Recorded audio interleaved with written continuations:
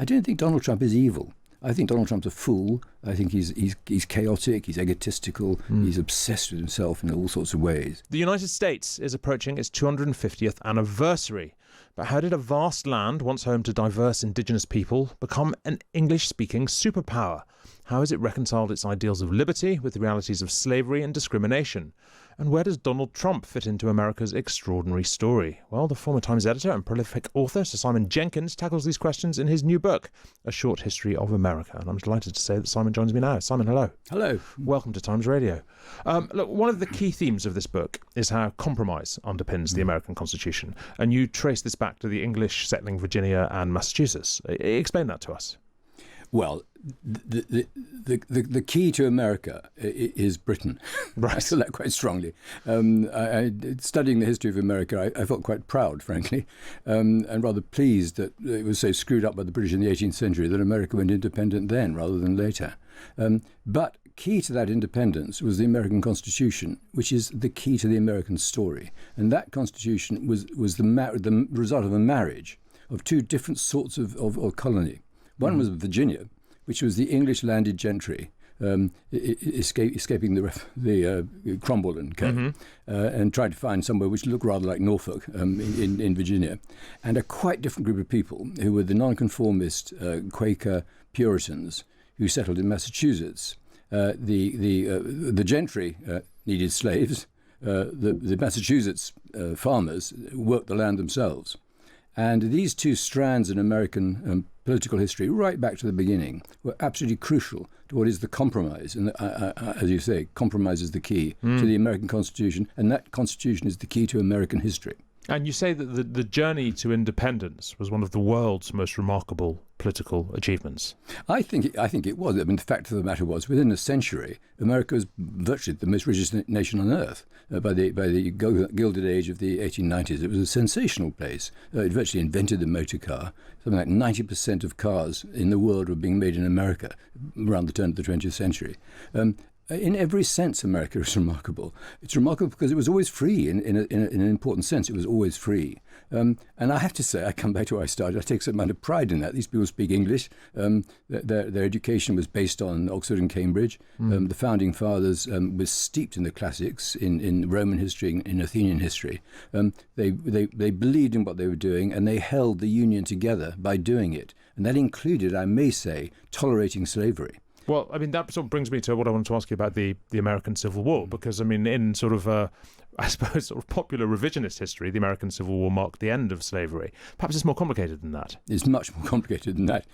The point about the American Civil War was that it was not won.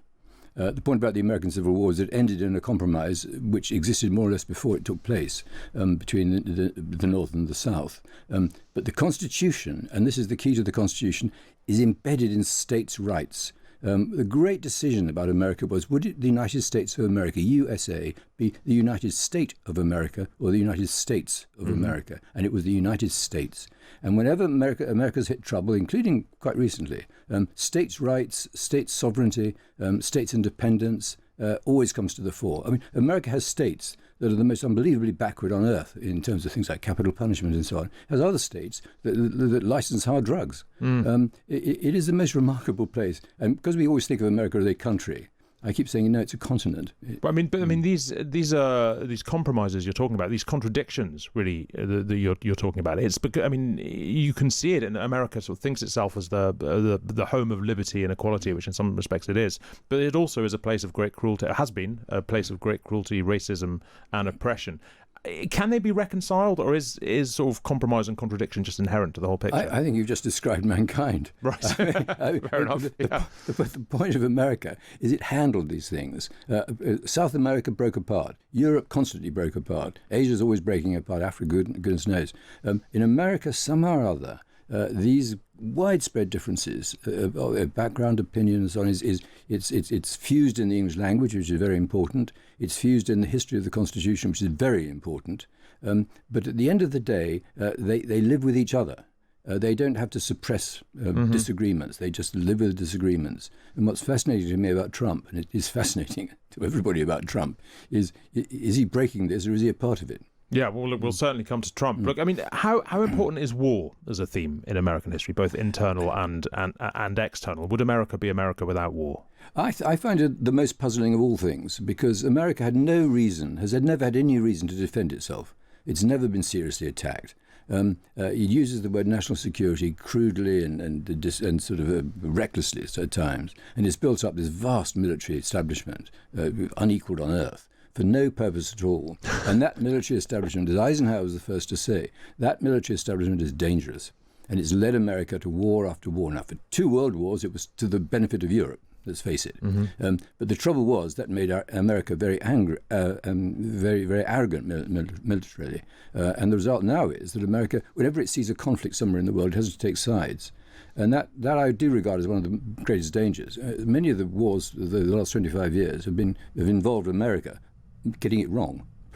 Hasn't the American military overseas, at any rate, been sort of instrumental in turning the world into a place that functions economically along American lines, that will buy American goods? Is there not an argument that American military might has worked very well for America? I don't buy it. Right. I really don't. I mean, America's gone wherever there was a reason for going. I mean, Carter, people like this were always sort of desperate to not get involved, and then found themselves getting involved. When Rwanda broke out, I mean, everyone said, why isn't America involved? Why weren't they involved in Libya? Well, they were eventually. In Syria, they weren't, but they sort of were. America never knew what to do. There was a brilliant BBC documentary called Corridors of Power, which interviewed all the people who'd been at these meetings. What was going on? Why did you get involved? Or why didn't you get involved? And they never had an answer. It just seemed chaotic at the time. But everyone said, you've got a battleship offshore. Why did you use it? And when you build up a military machine like that and you export it around the world, people expect you to use it. And that's why I'm almost a pacifist. I mean, I think having vast weapons like this always induces America. I mean, even Trump's a fanatical sort of isolationist. He can't resist getting involved. He bombs Iraq, Iran. He's now talking about getting involved in Nigeria, saber rattling in Venezuela. I mean, how do we? We've got another contradiction here, because there's always been this strong isolationist streak as well in America, and yet it's not one that ever seems to be acted on. What's the tension there? Why does that happen? I think the tension goes back to your previous question. The tension is a vast military might sitting in Washington. The Pentagon is heaving with people wanting to do something. And in both the First World War and the Second World War, Woodrow Wilson in the First World War, FDR in the Second World War, swore to the American electorate, I will not get involved in a foreign war. FDR was extraordinary. He said, I will tell you again and again and again, the mothers of America, I will not send your sons abroad. A year later he did. This is the problem, because he had the power to do it. And there was sort of a moral, it's part of the Massachusetts tradition. We have a manifest destiny. We're the city on the hill. We're the people here to save mankind from the evils of Europe and so on. We have this power, we should use it. It's a very powerful driving force behind a federal government. You're critical of Donald Trump, but you also describe him as a safety valve for the American Constitution. What do you mean by that? I mean that when, as was clearly the case, a very large number of Americans felt that their sort of ruling class, the New York-Washington axis, the New York Times, a sort of liberal elite, was getting too big for its boots. Something needed to bring it down to ground. It happened frequently in American history. I knew William Jennings Bryan, people like this, were always coming forward and saying, I speak for the real American people against the Northeast tycoons and so on. And this happened again. What was extraordinary was, having done it once with Donald Trump, they did it a second time in 24. And I think they did it because they sort of basically thought, America hasn't got the message from us. We want a change. And that change was crude. It was anti-intellectual. It was mildly racist. It wasn't very racist, but it was. We want someone new in Washington who speaks our language, who hates the people we hate, and I think out of that emerged a Trump, ironically, a New York tycoon himself, but who did speak their language, and you sense from his meetings that this is a man who's got the temper of the nation, and I think that the key to that is that he's there, he's done it. He's released that feeling. The question is, where does it end? Well, I mean, if he tries for, let alone manages to get a third term, does that change the American story irrevocably? He won't. Right. He won't. I mean, it would require a change in the Constitution. I don't think the American people, whatever they mean, Congress and so on, would stand for that. You'd have to change the Constitution. To change the Constitution, you've got to get 2/3 of the states involved. They will never get involved in that. The only thing he might do is put up an imposter and sort of rule from behind. But I don't think Donald Trump is evil. I think Donald Trump's a fool. I think he's chaotic. He's egotistical. He's obsessed with himself in all sorts of ways. But he's not like a sinister authoritarian. He's not a fascist dictator. He's just completely shambolic. And the checks and balances have not been working yet. But we're only 1 year into his second term. So I think he's got 3 years to go. 2 years will be of him being chaotic. I honestly think he'll then go. Finally, how much are they us and we them? Because you spoke when we began talking about the huge British roots of America, both sort of practically but also philosophically, ideologically.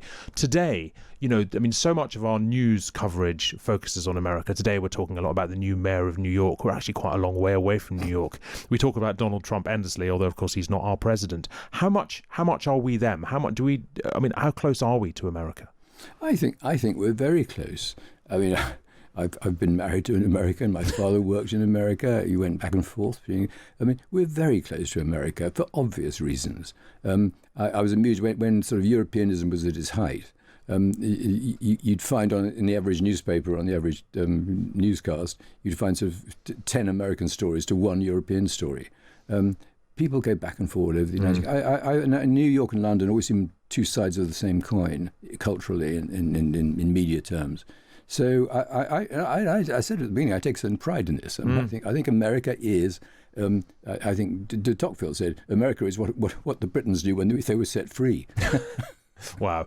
Simon Jenkins, thank you so much. Great to have you here. Look, and A Short History of America is available to order at the Times Bookshop, where Times Plus members can get a 20% discount. Just visit timesbookshop.co.uk. Simon Jenkins, thank you.